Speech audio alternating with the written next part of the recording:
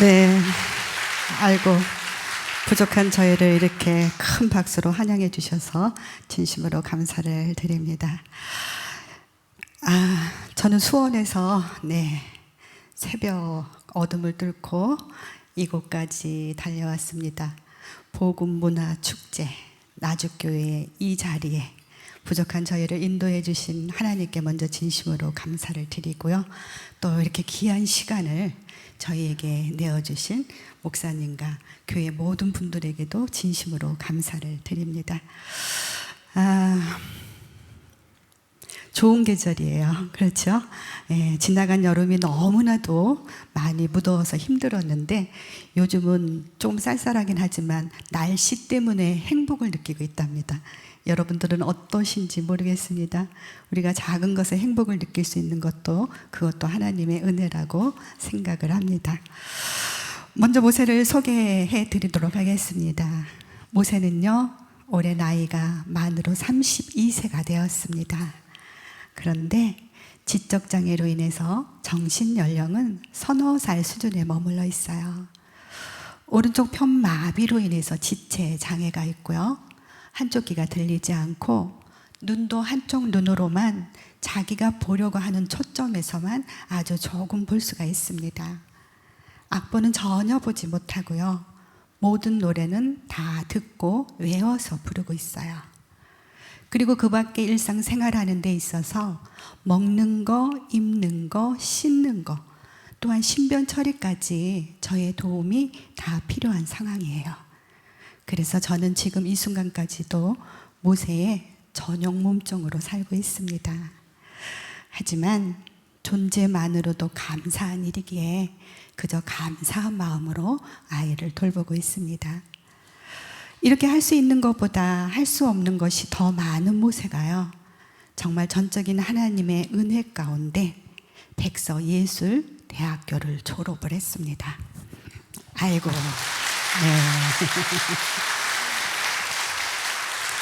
인사성이 참 밝아요. 그러니 아마도 여러분들이 박수 칠 때마다 인사할 것 같으니까 박수는 좀 더 알아서 쳐주셨으면 좋겠습니다. 아이고,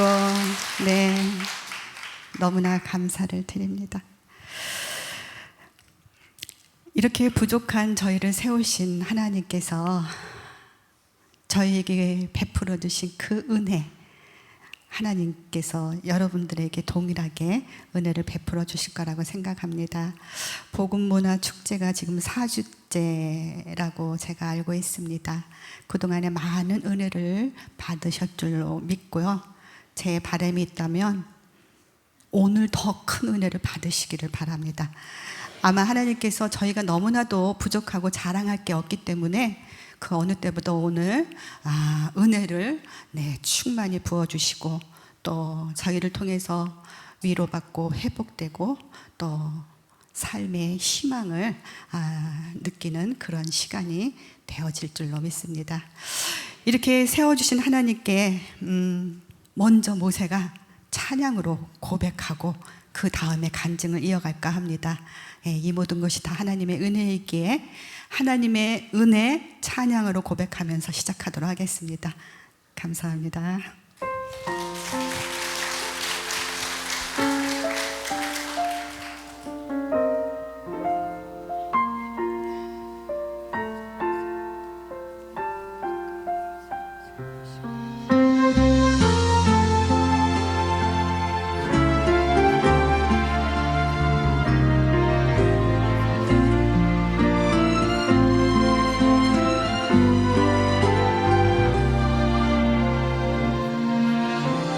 지으신 이가 하나님, 나를 부르신 이가 하나님, 나를 보내신 이도 하나님, 나의 나 된 것은 다 하나님 은혜라. 나의 달려갈 길 다 가도록 나의 마지막 나 다하도록 나로 그 십자가 품게 하시니 나의 나 된 것은 다 하나님 은혜라. 한량없는 은혜 갚을 길 없는 은혜 내 삶을 에워싸는 하나님의 은혜 나 주저함 없이 그 땅을 밟음도 나를 붙드시는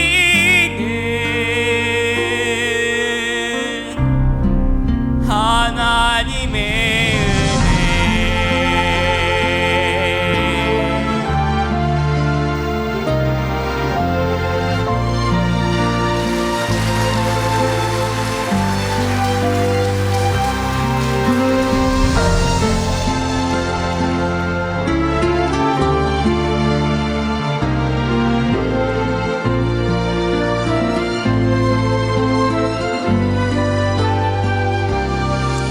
날 지으신 이가 하나님 나를 부르신 이가 하나님 나를 보내신 이도 하나님 나의 나 된 것은 다 하나님 은혜라. 한량없는 은혜 갚을 길 없는 은혜 내 삶을 에워싸는 하나님의 은혜 나 주저함 없이 그 땅을 밟음도 나를 붙드시는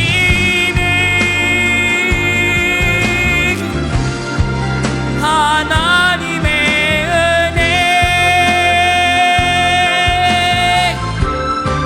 고구나 착지 붙드시는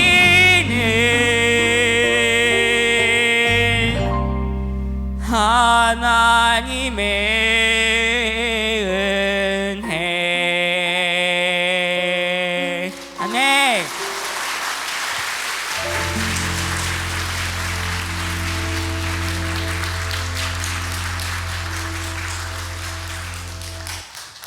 네, 복음 문화 축제를 이끄시는 하나님의 은혜라고 한 것 같은데요. 네, 앞으로 더 큰 은혜가 임할 줄로 믿습니다. 저는 사실 참 많이 떨고 있어요. 보기에는 그렇지 않아 보이는지 모르겠지만, 네, 제 심장은 마구 뛰고 있습니다. 그래서 제가 모세한테 한날은 물어봤어요. 너는 찬양할 때 떨리지 않니? 라고 물으니까 하나님이 함께 하시는데 뭐가 떨리냐고 하더라고요. 그래서 그 믿음이 부럽기도 했지만 솔직히 존심도 조금 상했습니다. 그래서 제가 그랬어요. 너는 배는 게 없어서 그렇다고요. 네. 우리가 참 웃을 수 있는 일만 있으면 얼마나 좋겠습니까? 그런데 살아보니 그렇지 않더라고요. 네, 그렇지 않더라도 우리가 작은 것에 행복해 하시고 또 우리가 많이 웃으셔서 행복한 일들을 많이 만들어 가셨으면 좋겠습니다. 저는 불교 가정에서 태어나고 자라서요, 결혼하기 전까지는 하나님을 모르고 살았습니다. 저의 친정엄마는 저의 이름을 절에다 올려놓고요. 매번 무슨 날만 되면 저를 데리고 가서 불상 앞에다가 절을 시키곤 하셨어요. 그런 제가 기독교 집안으로 시집을 오면서 나에게 교회 나가는 거 강요하지 말아달라고 남편을 통해서 시댁에 요청을 했습니다. 그런데 얼마 지나지 않아 저는 제 스스로 교회를 찾게 되었어요. 그 이후에는 바로 저의 시어머님이 계셨습니다. 제가 결혼을 하기 전에 먼저 결혼한 친구들과 이렇게 모임을 가졌을 때요, 저의 친구들이 시어머님의 이야기를 하면서 스트레스를 풀어대곤 했답니다. 그런 이야기를 듣다가 와서 본 저희의 시어머님은요, 제가 들었던 그런 분이 아니셨어요.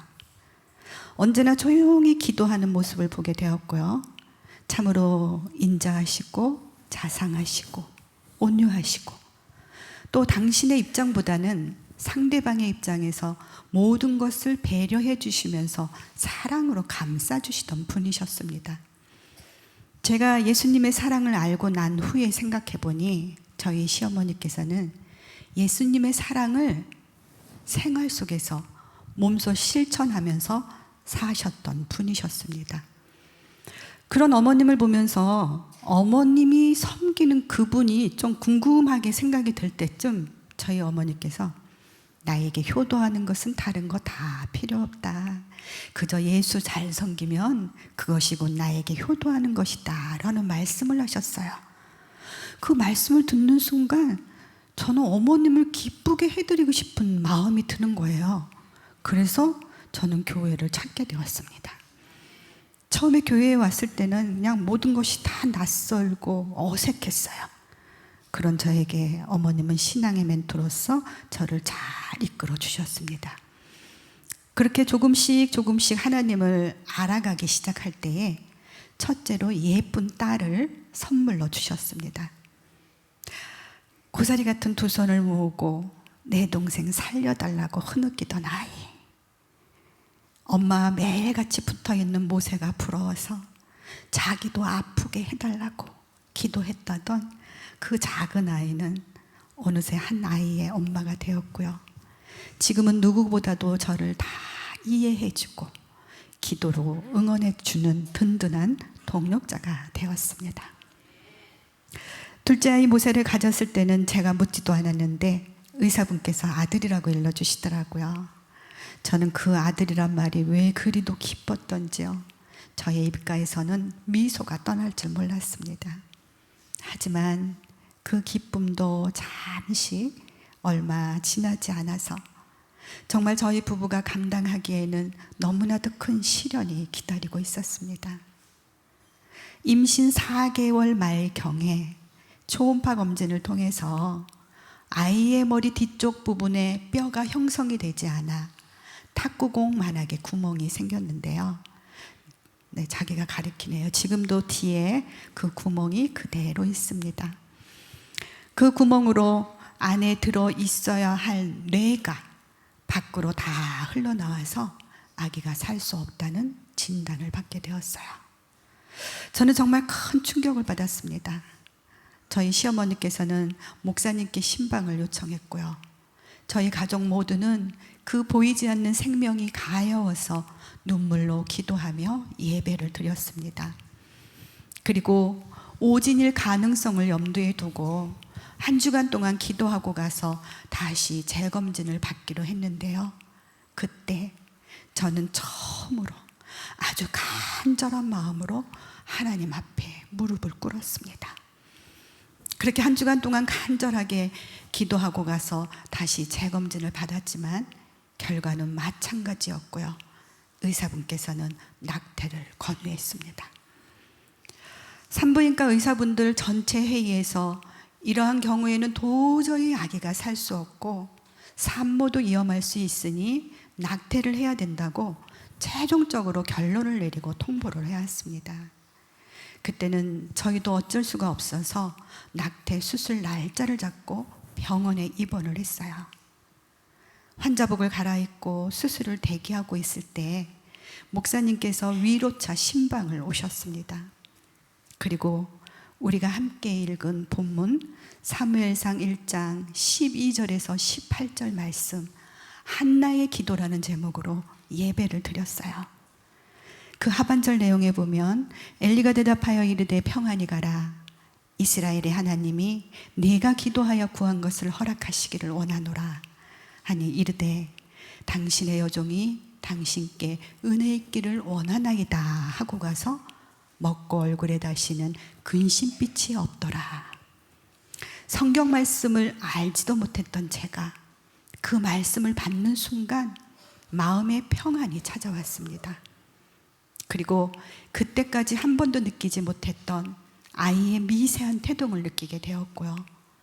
그 순간 인위적으로 이 생명을 해하지 말아야 되겠다는 마음과 함께 낙태 수술을 포기하게 되었습니다. 이렇게 저는 입원과 퇴원을 반복하면서 10개월을 채워서 1992년 8월 4일 제왕절개 수술을 통해서 아이는 세상에 오게 되었습니다. 아이를 안고 신생아실로 향하던 간호사분께서 다급한 목소리로 저희 보호자를 찾아 저희 남편이 신생아실 앞으로 달려갔는데요. 그곳으로 많은 구경꾼들이 모여들기 시작했답니다. 참으로 머리만한 뇌가 내막에 쌓인 채로 밖으로 흘러나와 있었습니다. 출산 후에 수술을 해도 죽고 안 해도 죽는다라는 의사분의 기막힌 선언에 저희 남편이 정말로 이 아기를 살릴 수 있는 방법이 없냐 물으니 의학적으로는 1%의 희망도 없다라는 절망적인 얘기를 했답니다. 그래서 저희 남편이 그러면 이 아기가 수술을 해서 산다고 하면은 그러면 그것은 의학이 한 일이 아니라 하나님께서 하신 일이겠네요 라고 물으니 맞다고 얘기를 했고요. 그럼 우리 가족 모두는 모든 것을 전적으로 하나님 앞에 맡기고 기도할 테니 의사분들은 최선을 다해서 수술을 해 주세요라고 해서요. 태어난 지 3일째 되는 날 밖으로 나온 뇌를 모두 절단하는 수술을 했습니다. 대뇌의 70%, 소뇌의 90% 이상을 절단을 해서 이제 이 아기는 보지도 못하고 듣지도 못하고 걷지도 말하지도 못하며 온몸의 장애가 너무 극심해서 얼마 살 수 없을 거라고 얘기했습니다. 아니나 다를까요? 특수 인큐베이터에 있던 아기가 온몸을 부르르 떠는 전신 경련과 함께 호흡곤란이 찾아왔고요. 병원 측에서는 예상했던 마지막 순간이 온 것이라고 이야기를 했습니다. 이때 아기가 고통당하는 모습을 가슴 아프게 지켜보고 계셨던 저희 시어머니께서 마지막 순간이 온 것이라는 이야기를 듣자마자 평소에 남편과 자주 다니시던 산으로 달려가셨습니다. 그리고 그 산 비탈에 서서 하나님의 선한 뜻을 바로 알고 기도하게 해달라고, 하나님의 응답이 없이는 이 여종은 내려가지 않겠노라고 그 비탈을 구르고 또 구르고 나뭇가지를 붙잡고 오르내리기를 반복하면서 하나님 앞에 울부짖으며 기도할 때에 계속해서 기도하라는 응답을 받으시고 그 길로 교회로 달려가셨고요. 그날 밤부터 한 주간 동안 작정철야 기도회에 들어가셨습니다. 기도하시다가 지쳐서 강단 앞에 쓰러져 있는 모습을 늦은 시각에 기도하러 나오셨던 목사님께서 보시고, 그때가 여름 휴가철이었는데 전 교인에게 휴가 반납을 선포하시면서 온 교회가 깨어서 하루에 2번에 걸친 100일 특별 기도회에 들어갔습니다. 며칠 후 아기는 평온해졌고요. 하나님의 승리였습니다. 이때 저희 시어머니께서는 당신의 편안함을 버리시고 당신의 거처를 아예 교회로 옮기셨습니다. 사람들은 남의 일은 3일이면 잊어버린단다. 내가 이곳에서 왔다 갔다 해야 다른 사람들이 나를 보고 한 번이라도 더 모세를 기억하고 기도해 줄 게 아니냐라고 하시면서 목사님께 청해서 목사님이 내어주신 조그마한 교육관 한켠에서 만 25년이라는 세월을 눈물로 기도하셨습니다. 올해 저희 시어머님의 연세가 99세가 되셨어요. 지금 많이 연로하셔서 좀 정신이 좀 이렇게 왔다 갔다 하십니다. 제가 어머니께 여쭤봤어요. 어머니, 지금도 기도하세요? 라고 여쭈니까 내 입술이 움직이는 동안 나의 기도는 끊이지 않는다 라고 하시면서 지금도 눈물로 기도하고 계십니다. 그 어머님의 눈물 어린 기도와 지금도 잊지 않고 중보 기도해주고 계시는 많은 분들이 계시기 때문에 오늘 이렇게 부족하고 연약하고 초라한 모습이지만 하나님의 선한 도구로 쓰임받고 있다고 저는 말씀드리고 싶습니다. 여기까지 오기 정말 많이 힘들었습니다. 사실 힘들 때마다 주님 원망 많이 했고요. 하나님 안 계시냐고 제가 대들기도 했어요. 그런데 하나님은 언제나 저의 등 뒤에 계셨더라고요. 지금도 우리 눈에는 보이지 않지만 그 하나님이 여러분들의 등 뒤에서 우리가 주저앉고 싶을 때마다 새 힘으로 일으켜 세워주고 계십니다. 그 주님을 찬양할까 합니다. 자기 순서된 줄 알고 일어났어요.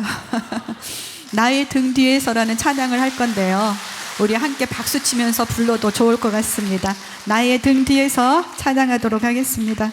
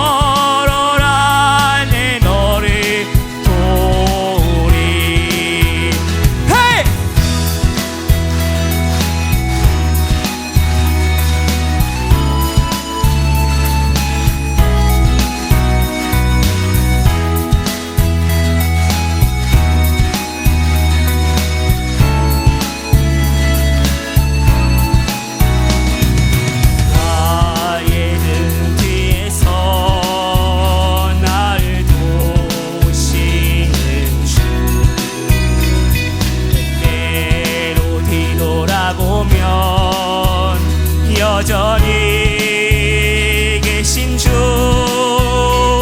잔잔한 미소로 바라보시며 나를 재촉하시네. 일어나 걸어라, 내가 새 힘을 주리니. 일어나 너 걸어라, 내 너를 도우리. 일어나 걸어라, 내가 새 내 힘을 주리니 일어나 너 걸어라 내 너를 도우리 내 너를 도우리 내 여러분을 도우리 나주교회 화이팅!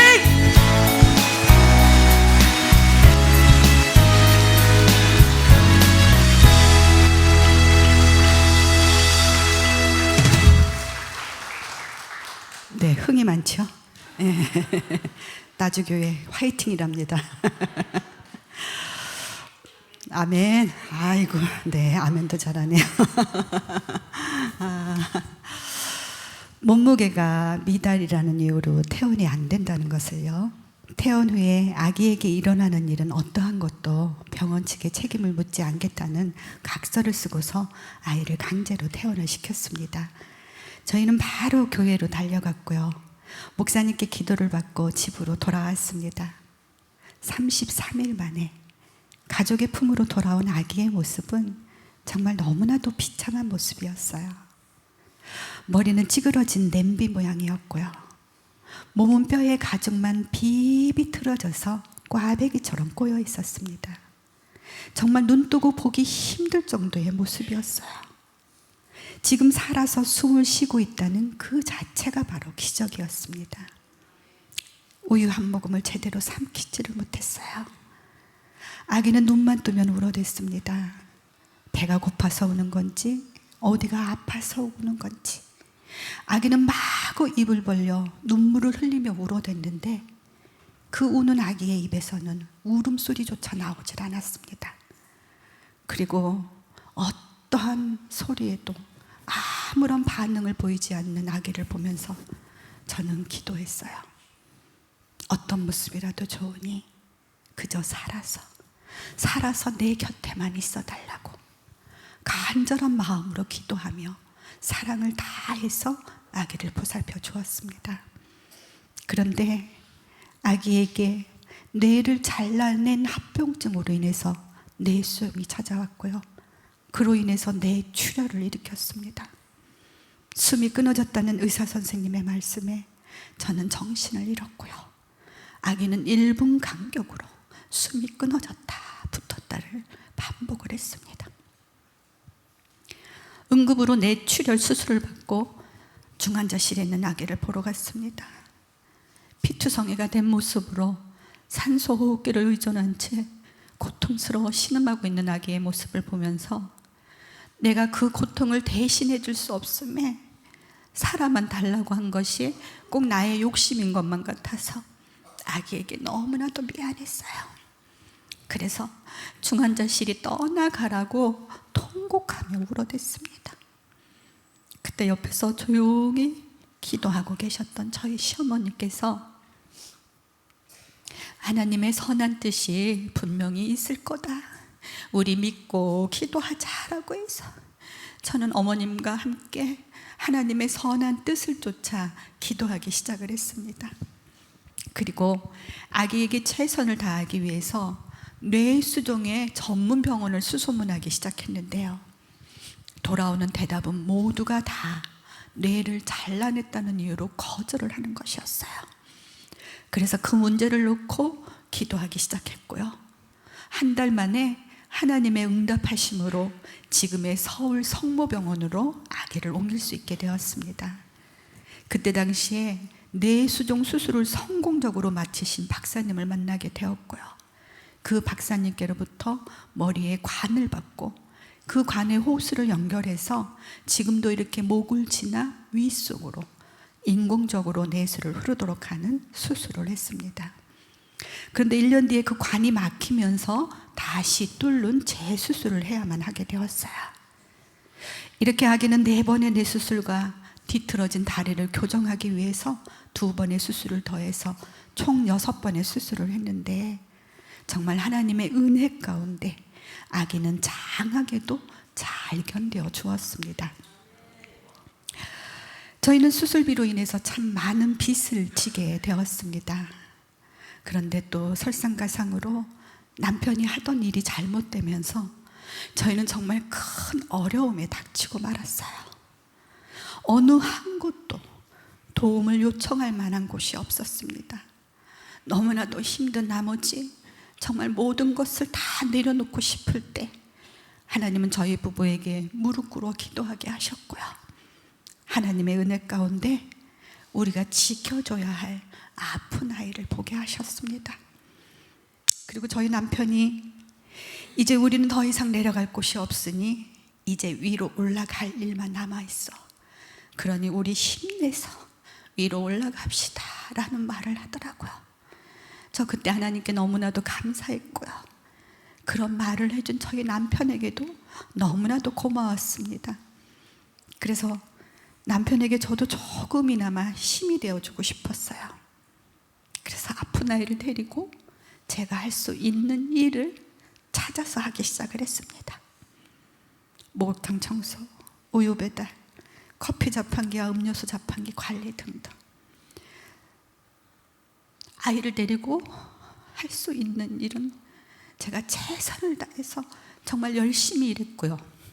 제가 할 수 없는 부분들, 그런 부분들은 정말 간절한 마음을 담아 하나님 앞에 기도했습니다.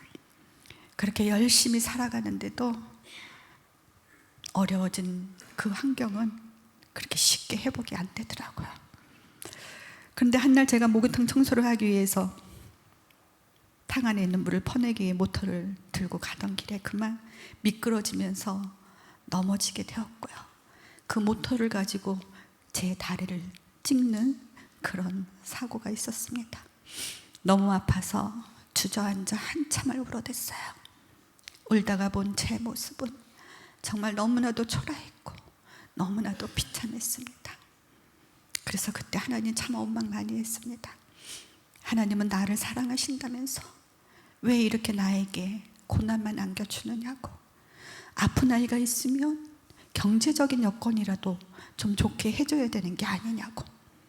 그때는 제가 하나님의 선한 뜻을 몰랐기 때문에 세상에 있는 모든 고통, 고난은 그냥 저 혼자 짊어진 줄 알았어요. 그래서 몇 날 며칠을 하나님을 원망하며 울어댔는데 어느 날 제가 옆을 돌아다 보니 저의 천진난만한 이 아이가 저를 바라보고 있었어요. 그때 하나님께 바로 회개했습니다. 내가 그렇게 살아만 달라고 간절하게 기도했던 이 아이를 살려주었는데 내가 여기에서 다른 것을 더 바란다면 그것은 욕심이고 사치라는 생각이 들었어요. 그래서 그 순간부터 있는 것에 감사하기 시작을 했습니다. 그랬더니 정말 세상이 달라 보이기 시작하더라고요. 남들은 돈 주고 와야 목욕을 하는데 저는 돈을 벌면서 매일같이 사우나를 하고 있는 거예요. 생각을 바꿨더니 세상이 아름답게 보이기 시작하더라고요. 그래서 그때부터 저는 없는 것에 불평하는 삶이 아니라 있는 것에 감사하면서 믿음으로 기도하기 시작을 했어요. 그랬더니 기도에 응답도 해주시고 감사의 조건들을 날로 날로 더해 주시기 시작했습니다. 아무것도 할 수 없는 아이를 보면서 하나님, 이 아이가 자기 혼자서 스스로 앉았다 누웠다만이라도 할 수 있게 해주세요 라는 기도를 간절하게 했는데 어느 날 앉게 하셨습니다. 하나님 서게 해주세요 라는 기도를 했는데 어느 날 서고 걷게까지 하셨어요. 하나님 말을 할 수 있게 해주세요 라는 기도를 간절하게 했는데 5살 때 말문이 트이면서 처음으로 쏟아냈던 단어가 바로 사도신경과 주기도문이었습니다. 아픈 아이를 데리고 제가 할 수 있는 일은 기도생활, 예배생활이었어요. 그때 듣지 못한다고 했던 아이의 한쪽 귀를 열어주셨고요. 암기할 수 있는 재능까지 허락해 주셨던 거였어요. 그래서 이 아이가 그 모든 소리를 다 듣고 외우고 있다가 말문이 트였을 때에 자기의 신앙을 고백이라도 하듯이 사도신경과 주기도문을 줄줄이 쏟아내서 함께 예배드렸던 많은 사람들을 놀라게 했고요. 하나님께서는 영광을 받으셨습니다. 네, 할렐루야. 하나님께 영광 올려드립니다.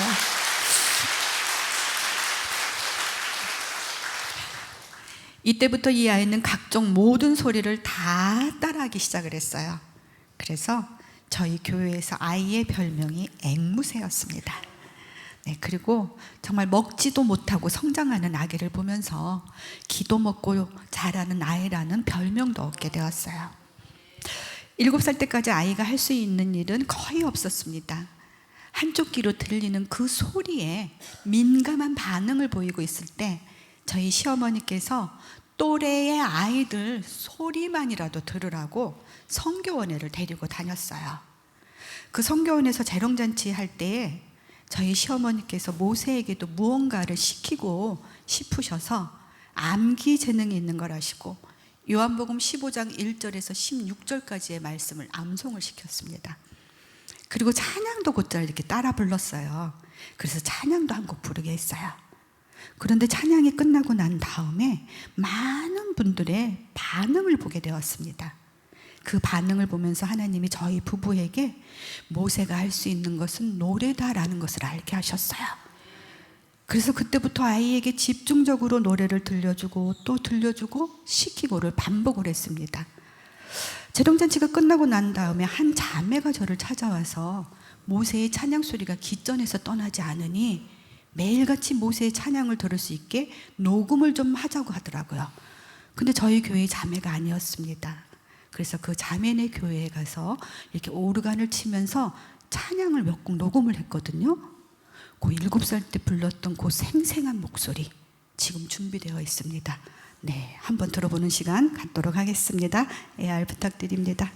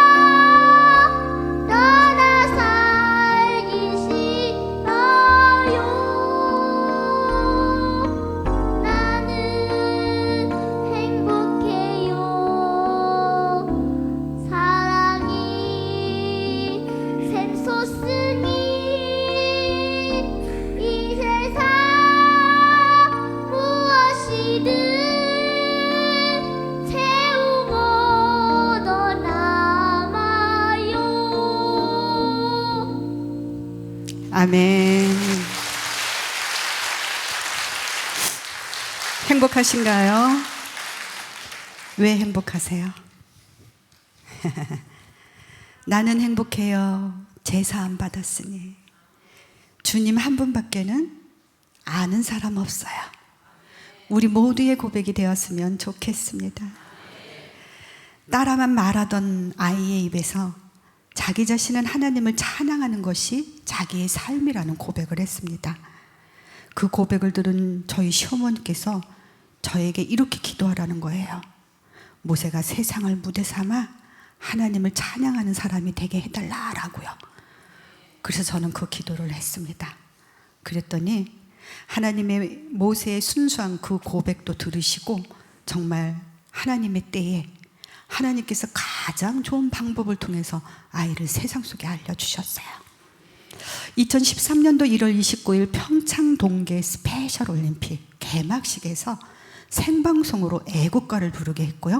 하나님께서는 영광을 받으셨습니다. 그리고 많은 사람들은 희망을 노래하는 기적의 청년이라는 타이틀과 함께 힘찬 격려와 응원의 박수를 보내주었어요. 그래서 그때 이 아이는 각종 언론, 방송, 휴먼 다큐, 스타킹 등에 출연을 하게 되었고요. 실시간 검색어 화제의 인물 1위에도 오르게 되었습니다. 그리고 정말 먹고 살기 힘들어서요, 국내 여행조차도 생각하지 못하고 살던 저에게 하나님께서 미국을 보내주셨습니다. 미국에서 장애 선교를 하시던 선교사님이 우간다에다가 장애인 학교를 건립하기 위해서 기도하고 계시던 중에 모세의 소식을 접하고 나서는 모세와 함께 그 일을 행하면 참으로 은혜스러울 것 같다라는 기도의 응답을 받으시고 저희를 미국으로 초청을 해 주셨습니다. 그래서 저희는 2달여 동안 미국 12개 주를 다니면서 하나님의 살아계심을 찬양하며 간증하며 영광을 올려드렸어요. 플러튼 시장님께서는 네 하나님께 영광 올려드립니다. 플러튼 시장님께서는 이렇게 연약한 몸을 가지고 이 먼 곳까지 와서 희망을 노래해줘 고맙다면서 명예 시민 증서까지 받는 영광 또한 누리게 하셨어요. 저는 매 순간이 감사했습니다. 정말 꿈인가 싶을 정도로 행복했는데, 연약한 아이를 데리고 또 12개 주를 다닌다는 것이 또 그렇게 결코 쉽지만은 않더라고요. 제가 2달 만에 집에 돌아왔을 때는 살이 7kg가 빠져서 돌아왔어요. 그만큼 힘든 여정이었다는 것을 말해주고 있었습니다. 근데 요즘 저희 남편이 당신 미국 한 번 더 갔다 오면 어때? 라고 하는데, 네, 알고 웃으신 거죠? 네. 그런데 제가 한 날 그랬습니다.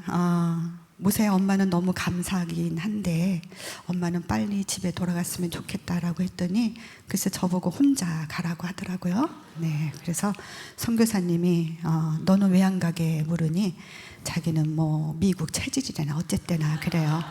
근데 정말 저는 시차 적응도 안 됐고 먹는 것도 입에 맞질 않았고 정말 많이 힘들었는데, 모세는 잠도 잘 자고요, 먹는 것도 잘 먹고요, 정말 무슨 마치 날개를 단 듯 찬양할 때 힘이 더 솟았습니다.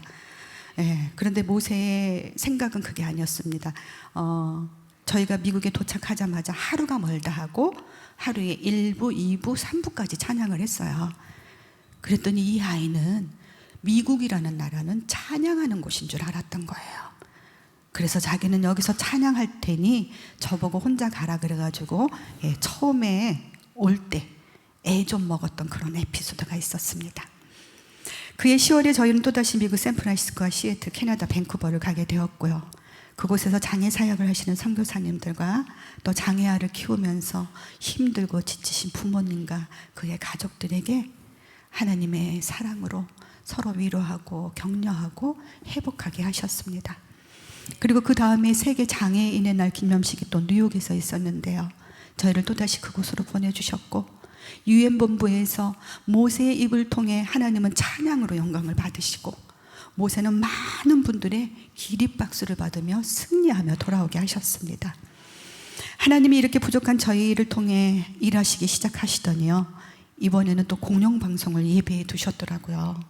보셨는지 모르겠습니다만, 네, 2017년도에 노래가 좋아, 좋은 추억이나 하나 만들자 하고 가벼운 마음으로 나갔던 곳에서 최초 4연승 명예 졸업을 하게 되었습니다.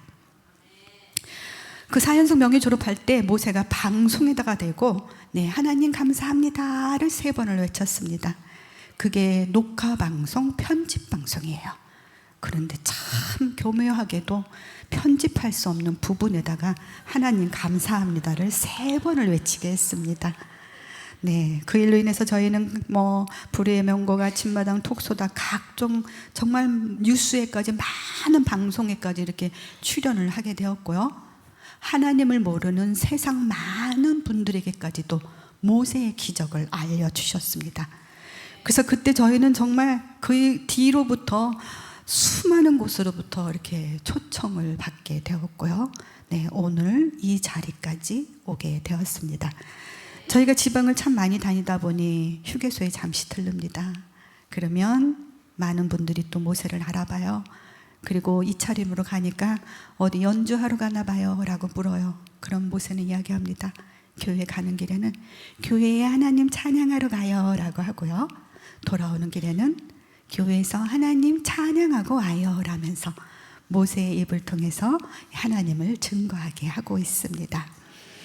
의학적으로는 보지도 못하고 듣지도 걷지도 말하지도 못하며 온몸의 장애가 너무 극심해서 얼마 살 수 없을 거라던 의료진들의 말을 모두 뒤집고요. 비록 많은 부분들이 부족하고 연약하지만 이 아이의 입을 열어 말하게 하시고 그 말하는 입으로 하나님을 찬양하는 걸작품으로 만들어 주셨습니다. 그리고 잘는데도 다시 자라게 하셔서 60%까지 채워진 상황입니다. 저희가 간절한 마음을 가지고 앉게 해주세요, 서게 해주세요, 걷게 해주세요, 말하게 해주세요 라고 기도했을 때 앉고 서고 걷고 말하게 된 것이 그 60%의 뇌가 채워지면서 가능해졌던 일이었습니다. 머리에 관을 박고 간 박는 수술을 하고 난 후에 저희가 매년마다 MRI를 찍습니다. 그런데 의사분께서 MRI 사진을 보면서 고개를 가우뚱하시면서 채워졌네라고 말씀을 하셨고요.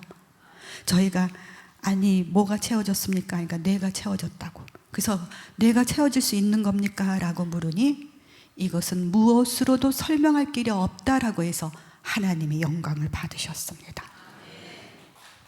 할렐루야.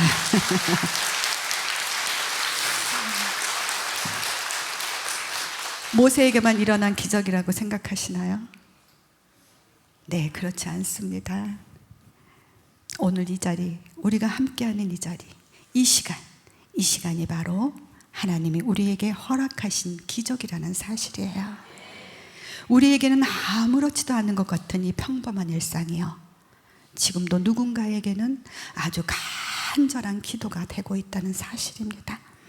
그 사실을 기억하시고 매 순간 감사하셨으면 좋겠습니다. 그리고 상황은 다르겠지만 우리에게 분명 어려움은 있습니다.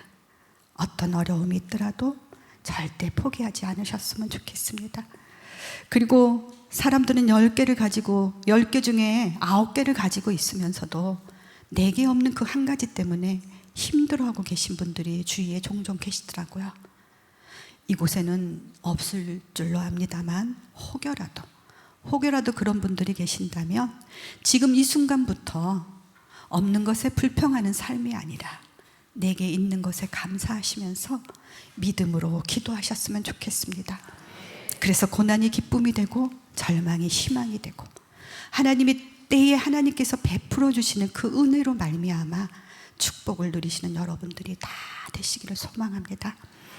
그리고 오늘 처음 이곳에 오신 분이 계시다면 그것은 결코 우연이 아니라고 생각합니다. 분명히 하나님의 계획 속에 있었던 것이고요, 또한 누군가의 눈물 어린 기도가 있었기 때문에 하나님께서 손잡아 이곳으로 인도하신 거라고 저는 생각합니다. 이곳 나주교회에서 그 완전한 하나님의 사랑을 경험하시면서 행복한 삶을 누리셨으면 좋겠습니다. 그래서 훗날 우리가 천국에서 다시 만났으면 좋겠습니다. 불가능을 가능케 하신 그 하나님이 바로 우리들의 하나님이라는 사실을 기억하셨으면 좋겠습니다. 네, 모든 영광을 하나님께 올려드리면서 간증은 여기서 마치도록 하겠습니다. 할렐루야, 감사합니다.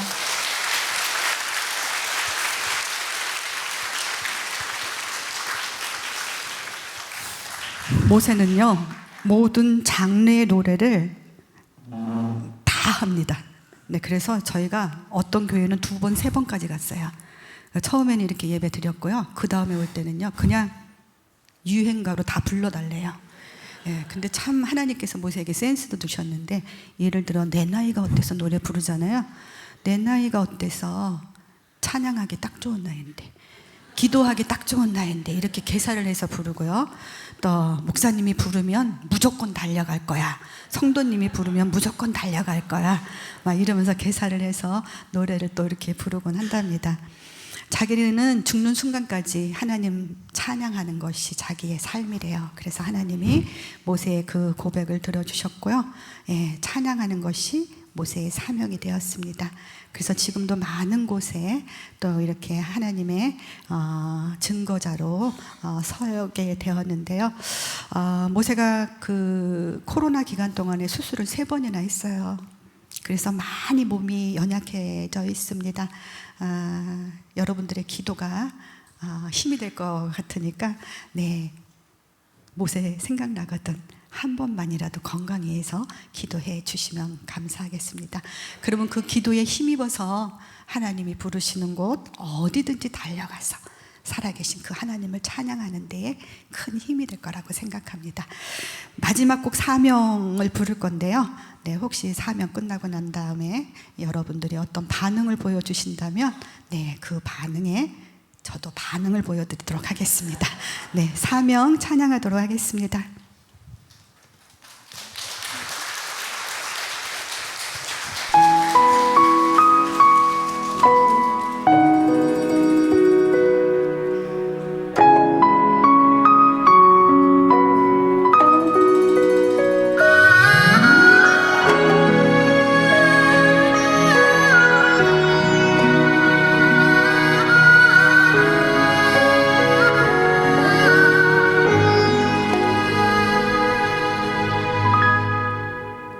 주님이 홀로 가신 그 길 나도 따라가오.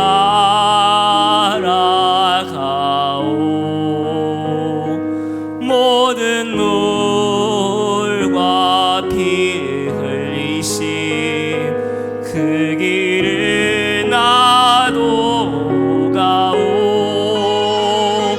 험한 산도 난 괜찮소. 바다 끝이라도 나는 괜찮소. 죽어가는 저들을 위해 나를 버리기 바라오. 아버지 나를 보내주오.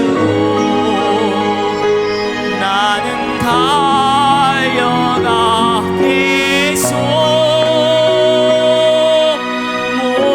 목숨도 아끼지 않겠소. 나를 보내주오.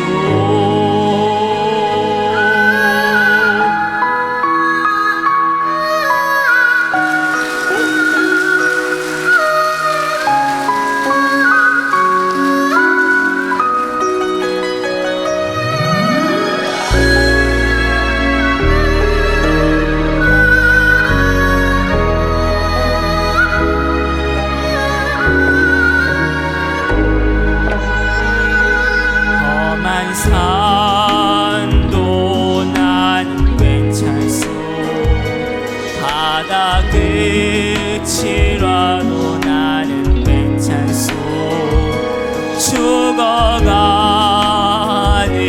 저들 위해 나를 버리길 바라오.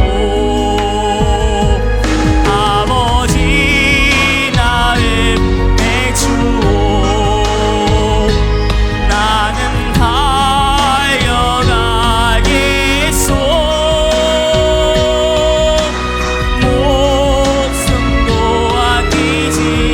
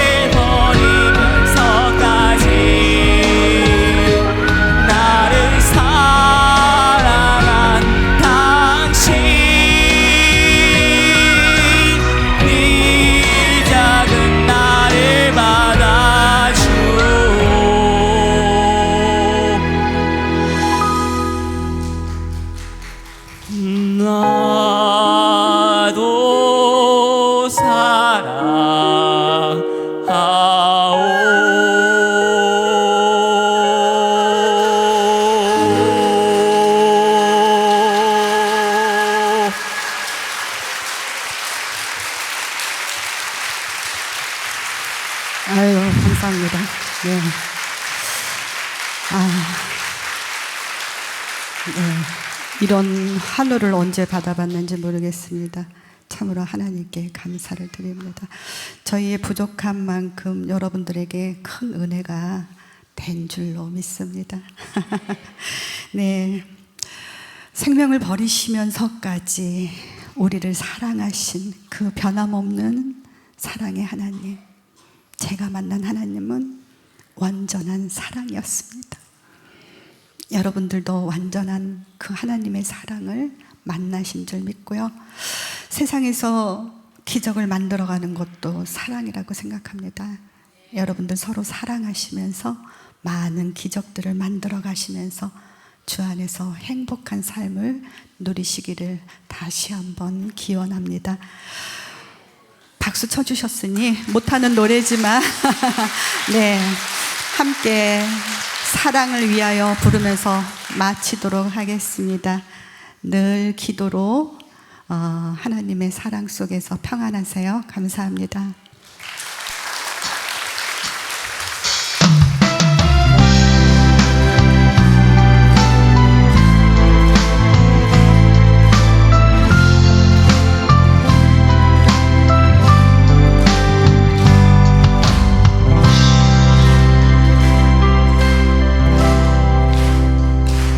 이른 아침에 잠에서 깨어 너를 바라볼 수 있다면 물안개 피는 강가에 서서 작은 미소로 복음문화 축제 부르리.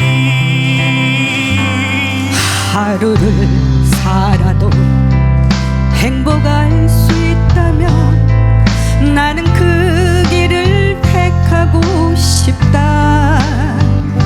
세상이 우리를